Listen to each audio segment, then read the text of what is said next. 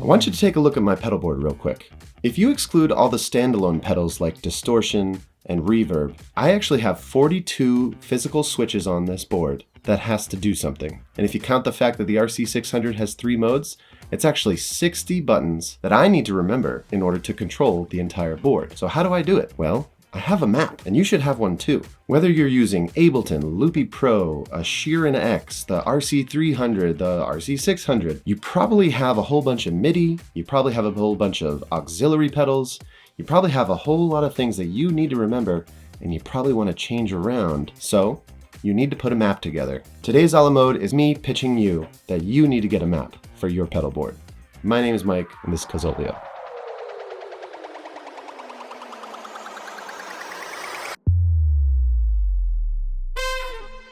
Let's imagine we're making a brand new pedal board, and I place on it first an RC600. First of all, you have 9 pedals already, but you got to remember this is just mode 1. There's also mode 2 in red and mode 3 in blue. Now, you probably didn't start your career by just buying a looper pedal. You probably have a other couple of pedals laying around, so you're going to go ahead and add a few of those key ones to the board. Next, I want to extend the functionality of my RC600, so I'm going to add an auxiliary pedal on one side, and maybe I'll choose the other auxiliary pedal to be my expression pedal. Let's say after I've learned a couple of songs, I realized that the onboard input effects are just too few. There's only 4 of them to control both for my vocals and for my guitar. So I want to actually export off all of my vocal controls and get myself a vocal pedal. Well, you could get something like the VE500. That has 3 buttons on it already. Plus you could add on an auxiliary pedal. But let's also say that you really want to use all the assigns and the additional features of the RC600. So you decide it's finally time for yourself to get a MIDI pedal. So you get something like the MC8. It has 8 buttons on it, but it also has 2 pages, so you could actually have 16 buttons there that you want to control. And it has additional auxiliary ports on the back, so you can add a pedal here, pedal there, and a pedal there. You can quickly see you've already run out of space on your pedal board, and now you have a lot of buttons that you need to memorize. So what I want you to do is make a map. And it has to be a digital map. I don't want you to draw this out on paper because it's going to change over time, and you want to have access to it wherever you go. So here's an example that's an Excel sheet. I kind of broke it up into a few different blocks. I have mode 1, all 9 pedals, 2 and 3, all 9 pedals. I also potentially have my control 1 and 2, my control 3 and 4, and my expression 1 or my expression 2 already laid out there. And I've also put down the fact that I have 16 assigns. Now the 16 assigns is specific to the RC600, but if you're on Loopy Pro, if you're on Ableton, if you're on Sheeran, it doesn't matter. There is assignable features that you're going to want to at least write down somewhere in your map. Now, I highly recommend that you make your own, but if you want something to start with, I made a sheet. It's down in the link below. But just looking at this map would be good for somebody who has an RC600 on the left and a couple of control pedals on the right.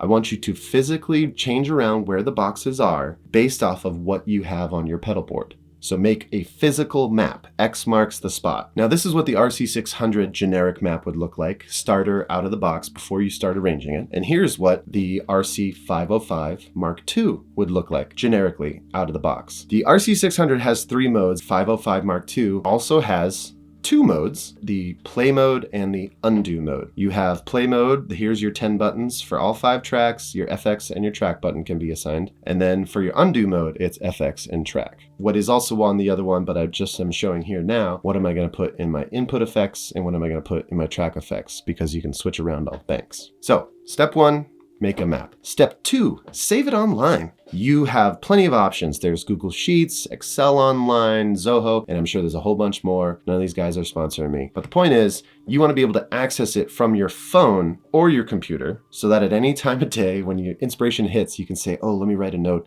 and you change around 2 pedals and you realize this one should go closer to that one, and you're continuously thinking about how you're going to improve your board rather than having it on pen and paper. The third and kind of really important point to remember here is that this should be personalized to you.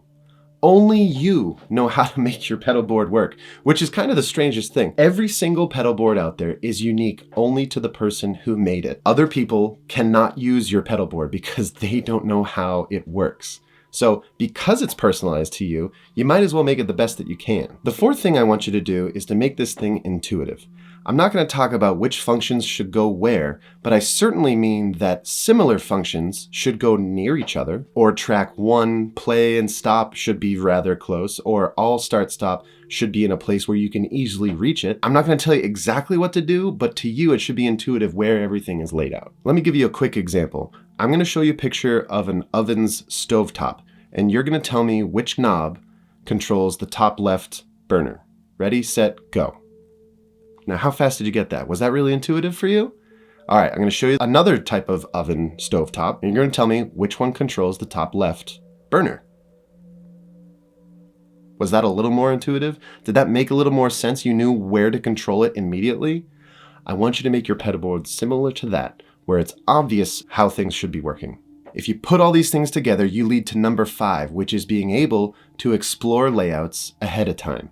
Here's a partial of what I actually have on my map. My map is a little bit larger than this, but I just want to show you a little chunk of it. When you have it digitally and with you on your phone or on your computer, you can drag, you can drop, you can rearrange things, and then only when you want to commit to a layout, you go to your actual board and you start programming. So this is the fastest way to kind of mentally run through the motions and say, oh, this pedal was near this one. Maybe I could hit my toe and my heel at the same time for this type of a function. Then you might get back to a nice board like this, that you're confident on what button does what and how they all interact with each other. All right, this was a different type of ALaMode. I wanted to be short and sweet, and I hope we got there. I don't think I can say it strongly enough, where even if you have a very simple board, you should start thinking this way, and then you can slowly add more detail and possibly even add another pedal because you realized I have a layout that I really, really like, and I want this function to now be accessible to me. Use the link below if you want, but don't use it. Just go find an Excel sheet and start making your own.